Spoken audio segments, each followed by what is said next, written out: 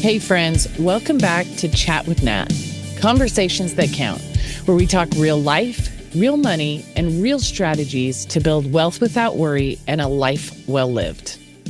Today's episode is brought to you by Casa de Confidence Productions. Julie and Dan Collins are the kind of team every podcaster dreams of: supportive, professional, and incredibly talented at helping your voice come through clearly and confidently. If you've ever thought, maybe I should start a podcast, go connect with them at casadeconfidence.website and see what that could look like for you. Oh my gosh, you all, it is the middle of March already. I can't believe how fast this year seems to be flying by for me. I don't know if it's the same for you, but this year just seems to be cranking away. And of course, March is International. Well, we had International Women's Day. It is a month that we recognize women, all of the things that we've accomplished, that those who've come before us have laid the groundwork for, opened the doors for, and we are stepping through it today. Women today are navigating a world that looks very different than it did 20 years ago. We're working, leading businesses, raising families, staying healthy, supporting friends, showing up online, and trying to build meaningful lives amidst all of it. And yet, many women feel more pressure, more comparison, and more exhaustion than ever before. Not because women are weak, but because we carry more roles than any generation before us has. Today, we're going to talk about the biggest pressures women are facing right now and how we can overcome them without losing ourselves in the process. Normally, I do a money tip, and this week I decided to do a grounding thought. Here's something I believe that we don't talk about enough. Women have been told that empowering means proving we can do everything. Everything men do, everything our families need, and everything that society expects of us. But doing everything is not empowerment. It's exhaustion. Real empowerment isn't doing more. It's having the clarity and courage to choose what actually matters. Because the strongest women I know are not the ones trying to carry the entire world. They're the ones who decide which parts of the world they were actually meant to carry. And on this note, quickly, I saw something on social media earlier today that somebody posted, and I cannot remember the woman's name, but she won an Oscar last night. And in her speech, she referenced her husband and her child, the two roles that meant the most to her. Of course, she's had a huge accomplishment in receiving an Oscar. I don't even know the movie she was in. I'm going to have to look it up. But y'all, when she was on the stage of stages for her career, she chose to recognize her family as those things that she's most proud of and that mean the most to her. And that is the opportunity that we should all have. I want to dive into today's episode by talking first about the pressure to be everything. We're expected to be successful professionally, present mothers, supportive partners, emotionally available to friends, mentally strong, and socially engaged, often all at the same time. The problem with that is the expectation of having it all often turns into doing it all. And doing it all is that part that creates the exhaustion. So how can we as women overcome this? Well, I'm going to encourage you to define those top 3 priorities in your life. Accept trade-offs without guilt. And stop measuring yourself by unrealistic standards. You don't have to be like everybody else is. You don't have to look at that perfectly curated social media account that somebody has, or that professionally done makeup and hair and the beautiful gown that somebody wore to the Oscars that has a family and children, and think, I have to be everything that they are. I have to do everything they are, because I can promise you, you have no idea what behind the scenes looks like for them. They may have the ability to have hired professionals to help fill in the gaps in their life. And that might be something you don't have the ability to do. They might be just running a flat out hot mess of a life. And all we see is a perfectly curated social media, the perfectly groomed person at a snapshot in time, not their everyday, realistic, step-by-step, messy path that they call life. So stop holding yourself to an impossible standard, and even in a standard maybe you don't fully understand.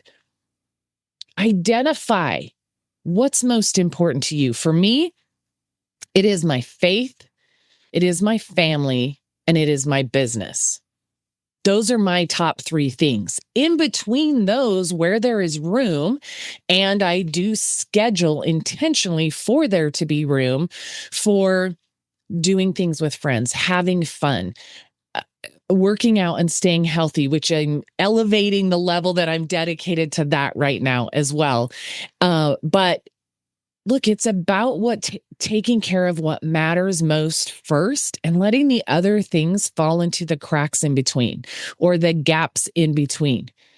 It's not about trying to be perfect. It's not about trying to be like everyone else, or most importantly, trying to measure up to what you think the world wants from you, because they don't matter when it comes right down to it. They don't matter.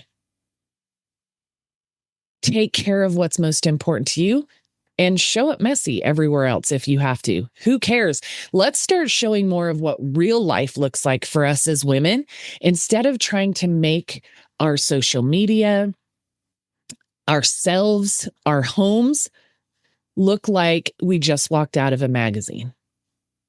Let's just be who we are, because authenticity carries more weight in this world than I think people realize. Definitely carries more weight in this world than I used to realize. The shift with my mom's health, becoming a caregiver, being a business owner, all of the things has forced me in ways to prioritize areas different than I used to, but in good ways.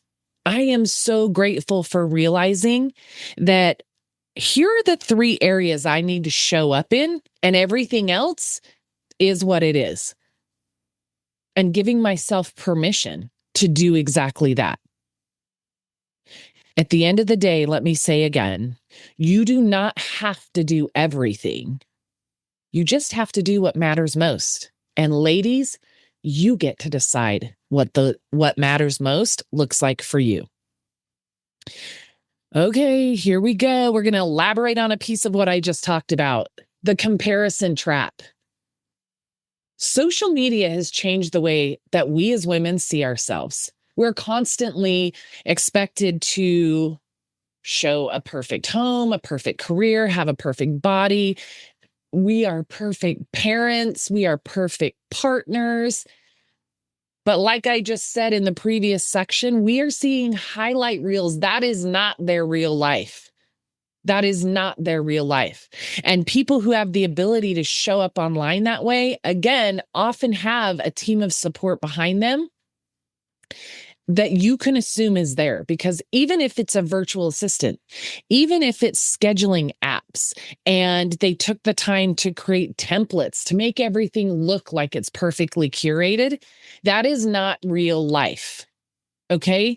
So stop spending time. Stop letting those ideas leave rent-free in your head that you have to be something or someone that you're not, that you don't have the ability to be, the finances to be, the time to be. Because if you're being who you need to be in the top 3 areas of your life, none of that matters. Not only that, come on, they might be at a different stage in life than you are. Their kids might be grown and gone while you're still wrestling with kids to put on socks and shoes every morning. So how is that a fair comparison? Right? The impact of the comparison game creates insecurity, anxiety, dissatisfaction, and makes us feel like we're not enough. And the truth is, damn it, you are enough. I am enough. Just as we show up in the world every single day. The clothes I put on, the time I spend on my hair, the makeup I choose to use doesn't matter one iota. It doesn't matter. At the end of the day, did I show up where I needed to be most? And did I give my all to the efforts I put into that? I'm going to encourage you guys to reduce the draw to compare yourself to others. Reduce those comparison triggers. Focus on personal progress instead of perfection. In my company, our leaders will often say, get 1% better every day. And that doesn't mean in every category. That means get 1% better somewhere every day, but you get to pick where that somewhere is. Do I need to get 1% better in showing up for my mom? Or showing up for my boyfriend, showing up for my son, showing up in my business? I get to decide the area that right now needs that 1% every day. And if I can look back and said, I did it today, then that's something to celebrate. Not get online and look at somebody with perfectly curated social media that owns 7 businesses, has a 7-figure bank account, and think that until I get there, I am not going to achieve success, because that's not true. Success is managing exactly what you need to, where you need to most right now. Now, if you have dreams of growing something that big, dreams of having that 7-figure bank account, or dreams of living in that 7,000 square foot house, there is nothing wrong with that. Just understand that there is a path and a process there for everyone that looks different. Your life is not going to look like everybody else's. And guess what? That's okay, because you know what? If you're struggling through life right now, please, if you're on social media, go and share that. Share the good, share the bad, and share the ugly, because you know what? Your mess may give somebody else permission to feel like they're enough, to feel like they're doing okay, instead of the highlight reel that makes other people feel like they're less than, or they can't measure up. Let's focus on showing up authentically, being real with what we share, because it gives permission to other women to do the exact same thing. Focus on personal progress instead of perfection. I'm sorry, perfection does not exist except for one person, Jesus Christ, and none of us are him. So striving for perfection is setting yourself up to stay constantly frustrated. How about strive for progress? That 1%. What is it you're trying to increase? What's that most important thing for you? Focus on that. One day, one step, one task at a time. And don't worry that you're not moving at the same pace as somebody else. Move at your pace. Be who you are in the midst of your world and what that looks like. And oh my gosh, it is time for us to step up and start celebrating other women instead of competing with them. I don't care if somebody's in the exact same industry as you, does the exact same thing as you. Cheer for them. There is enough to go around for everyone. The fact that I get on social media when I do, and I'll go to make a comment on somebody's post or encourage them or cheer for them on something that they accomplished. And in the process of opening the comments, I will see something snarky from another woman. Are you kidding me, ladies?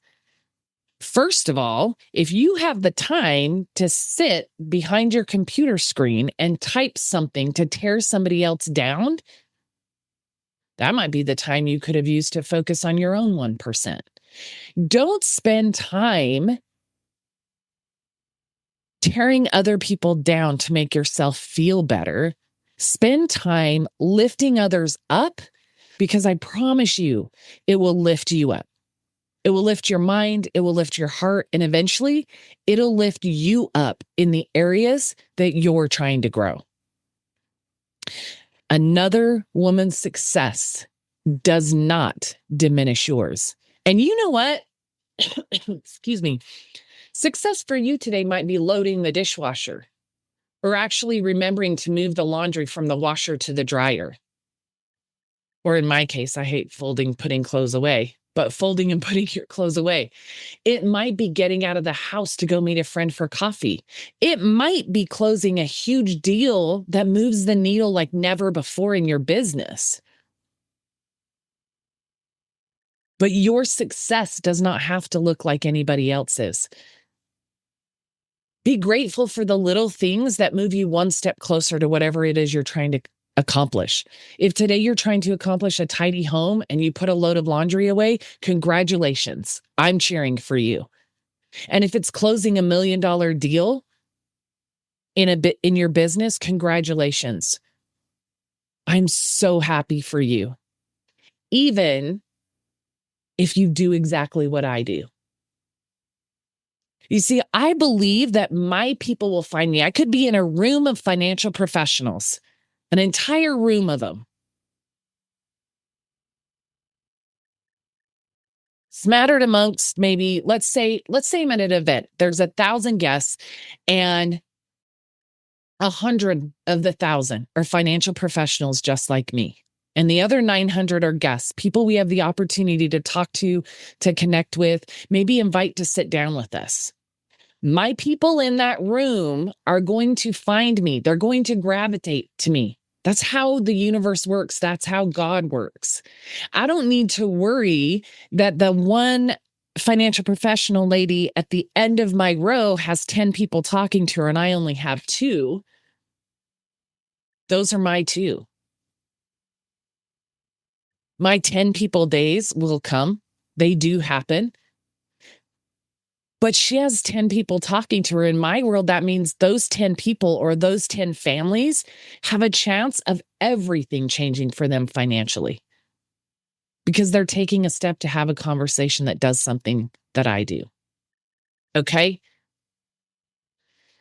All right. Let's get into loss of identity, because this one, y'all, is so freaking huge.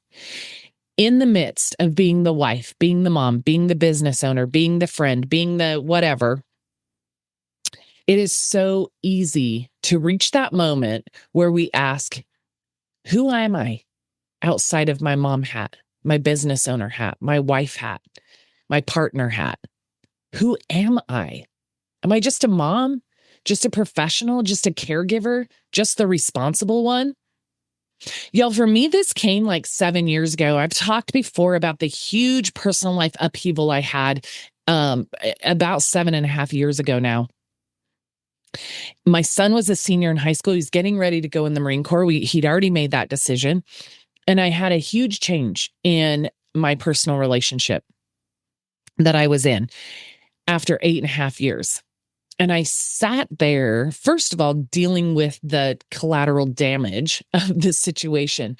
But when the clouds started to lift and the light started to peek through, the number one question I asked myself is, who am I? What is my purpose? What comes next for me? If you haven't asked those questions, ladies, it's time to, because your purpose is out there. And when you find it, you will make a difference in the world that you can't even imagine. That's our opportunity. So how do we reclaim our identity? You know what? It is a long process sometimes. For me, I started reading books again, but personal growth books. And in these books, I was looking for the areas that I felt like there was opportunity to grow for myself. And I spent several months focusing on me, healing from that situation, rediscovering who I am, and focusing on what I want. And I leaned heavily into my relationship with God. during that time. And a few months later, my purpose showed up. And it's what I've done for 7 years this month. It's what retired me from corporate America, and it's what allowed me to show up the way that I do for my parents now. So I'm going to encourage you guys, reconnect with passions. I've always loved to read. And so it made sense that all of a sudden I'm sitting here with all this time to myself, and I don't want to just feel all the feelings. So for me, diving into a book can separate me from what's going on in the outside world that's heavy, that's hard, whatever, and help me to focus on an area that's important to me. Even if it's a fun nonfiction book, it can just take me away. So whatever that is for you, reconnect with your passions, invest in that personal growth, and pursue meaningful work. What kind of a difference do you want to make in the world? What is it that calls to your soul? If you don't know how to make money doing it, I don't care. Start it and then figure out how to make the money. If you need an income from where you spend your time. I never in a million years thought I would become an individual financial professional. I spent 20 years in corporate America building a successful career in finance, corporate finance. Never in a million years did I think or see myself transitioning to the personal finance side of things. And it is the best thing that I have ever done for myself and everybody that I care most about. Finding purpose in your business, in your life, in what you do at home, in your relationships, allows you to make impact, to have an impact on other people's lives, even if it's the lives of those who share the same four walls as you do. When you grow, you allow yourself to reignite, and you create a glow or a light in yourself that reflects everywhere you go. And I promise you'll draw those people to you that you need to help figure out the next step. So do it scared. Do it unknowing.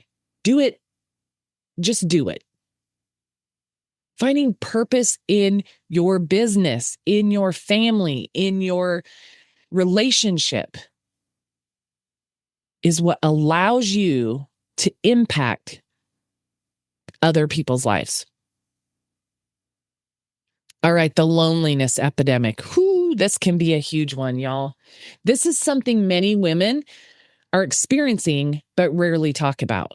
With busy lives, we can often feel isolated, unsupported, and emotionally drained, especially if we're leaders or caregivers.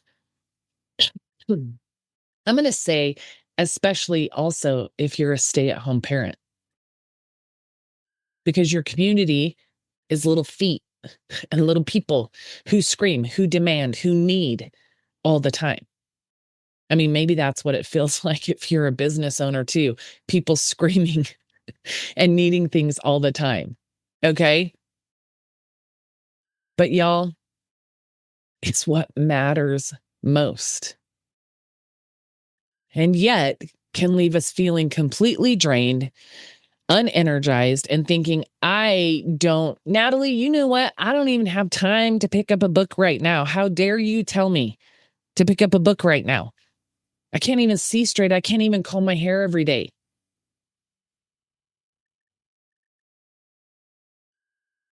That's why you need it, sister. Start with 5 minutes, 10 minutes a day, and just read a few pages. Or listen to a few minutes of a podcast. Or go for a really quick walk down the street and back. Whatever that looks like for you. It doesn't have to take a lot of time, but prioritizing yourself. If you do not prioritize yourself, lean into the things that make your cup overflow. The spaces where you feel and find support from others and that combat that feeling of being isolated or alone.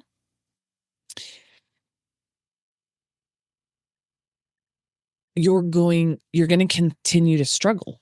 And it's going to become easier and easier to fall into that trap, to fall into that pit.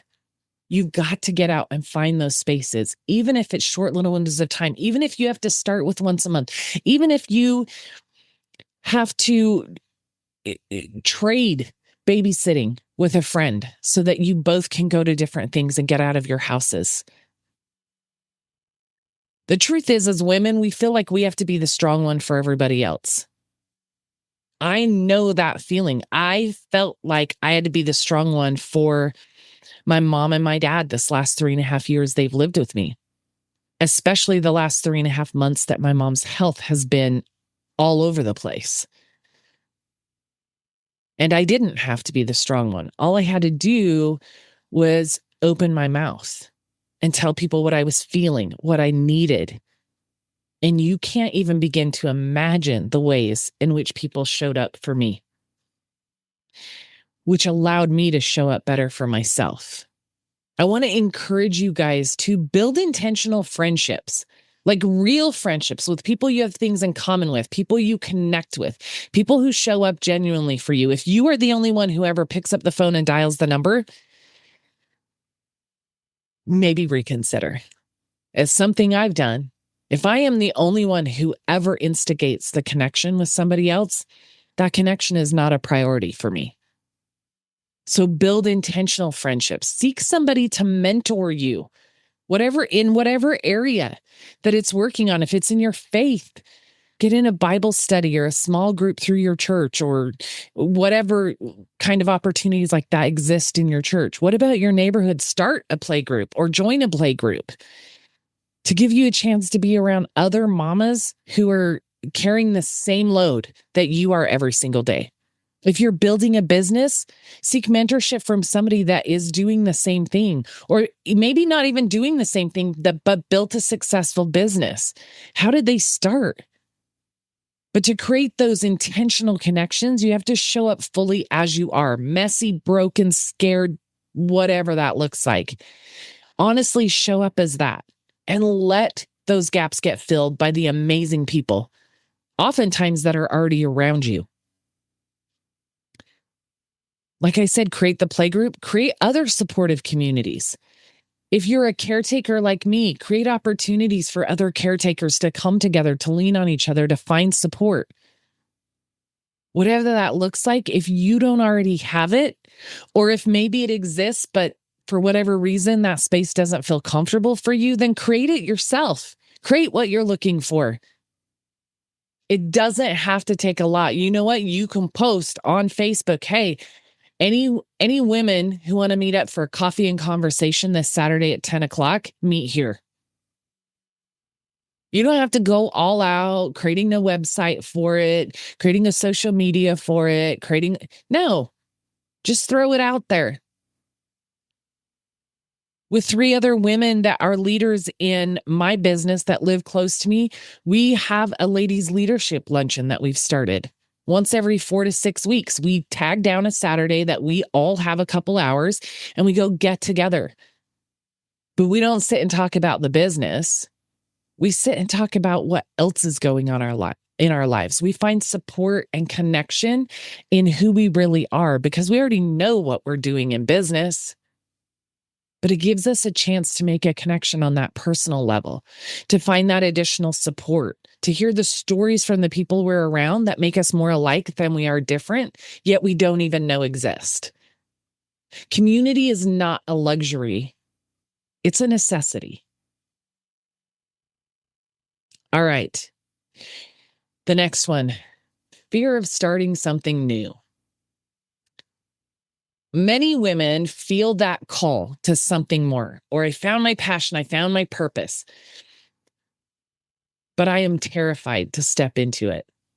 Whether it's starting a business, changing a career, pursuing a dream, speaking up more, finding your own voice, setting boundaries, but that fear, it holds us back. It's fear of failure, fear of judgment, fear of being too late. I missed the window. I missed my opportunity. I'm going to challenge you guys to start feeling ready before you are. Start doing the thing before you feel ready. Take imperfect action. Be willing to fall on your face. If you follow anybody that is, first of all, super successful, but even moderately successful and shares online, and you had a conversation with them, I've seen several of them actually post this. You know how I made my way to success? I failed over and over and over and over and over. What I didn't do was ever quit. So stop waiting until things are perfect, because they never will be. I already said perfection does not exist.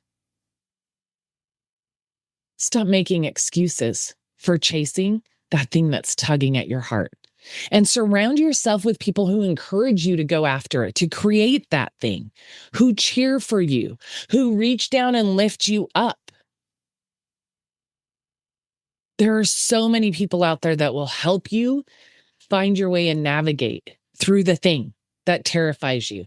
But you know what? You got to tell people, this is what I'm passionate about. I got to figure out a way to do A, B, or C, but I don't even know where to start. And you know what? A whole bunch of people will say, I have an idea. Or I started the exact same way. Or here's how I tackled that. Confidence comes from action, not waiting. The longer you wait, the less confident you're going to be. The more fear is going to grow.